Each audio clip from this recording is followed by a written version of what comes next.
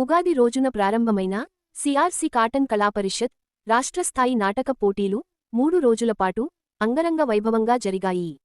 3 రోజులపాటు జరిగిన ఈ పోటీల్లో ఇరు రాష్ట్రాల నుండి అనేక మంది కళాకారులు తమ నాటికల ప్రదర్శన ద్వారా ప్రతిభ చాటుకున్నారు. ప్రముఖ సినీ నటుడు తనికెళ్ల భరణి గౌరవ అధ్యక్షునిగా ఉన్న ఈ సిఆర్సి నాటక పోటీలను విక్టరీ వెంకటరెడ్డి ఆధ్వర్యంలో సిఆర్సి టీం పర్యవేక్షణలో ఎంతో ప్రతిష్టాత్మకంగా జరిగిన ఈ కార్యక్రమంలో తనికెళ్ల భరణితో బాటుగా ప్రముఖ కమెడియన్ గౌతమ్ రాజు, జోగినాయుడు, గుండు సుదర్శన్లతో పాటు అనేకమంది పాల్గొన్నారు.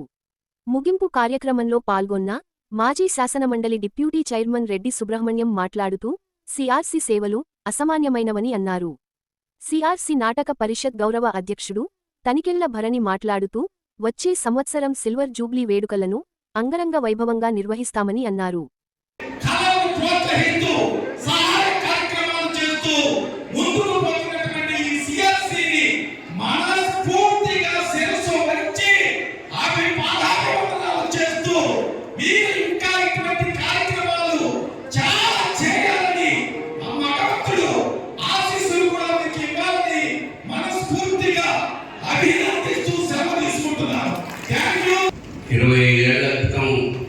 ప్రారంభించబడ్డ సిఆర్సి కాటన్ కళాపరిషత్ ఇవాళ వెండి పండుగ అంటే సిల్వర్ జూబ్లీ ఫంక్షన్ చాలా వైభవంగా మంచి స్టాండర్డ్.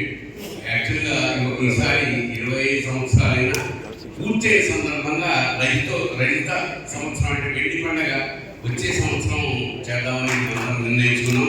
హాయిగా పెద్ద సినిమా పిలిపించి ఏదైనా ఈ కార్యక్రమంలో పాల్గొని ఇంత వైభవంగా ఈ కార్యక్రమం కొనసాగిస్తున్న సిఆర్సి ప్రతి మెంబర్కి అంటే ప్రతి కార్యకర్తకి నిజంగా కృతజ్ఞత. కేవలం నాకు ఈ నాటకం మీద ఇష్టంతో ప్రత్యేకంగా ఇక్కడ ఈ రోజుల్లోనే షూటింగ్ ఏర్పాటు చేసుకుని పొద్దున షూటింగ్ వెళ్ళి సాయంత్రం ఈ కార్యక్రమానికి వస్తున్నాను. అంచేత దీన్ని ఇంకా ప్రతి సంవత్సరం దీని స్థాయిని పెంచాలని మనస్ఫూర్తిగా కోరుతున్నాను.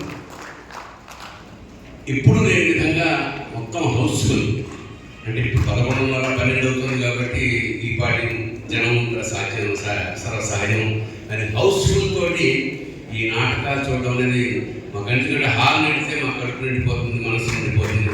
అంచేత తప్పకుండా ప్రేక్షకులు మరింత ఉత్సాహంగా మరింత పూర్తి సంఖ్యతోటి ఫర్దర్గా మేము చేసే కార్యక్రమానికి రావాల్సిందిగా ప్రార్థిస్తూ మరొకసారి సిఆర్సి కార్యకర్తల్లో ప్రతి చిన్న వాళ్ళకి కూడా నా పర్సనల్గాను సిఆర్సి తరఫున నేను కృతజ్ఞతలు తెలియజేస్తూ సెలవు చేసుకుంటున్నాను. శుభోహం.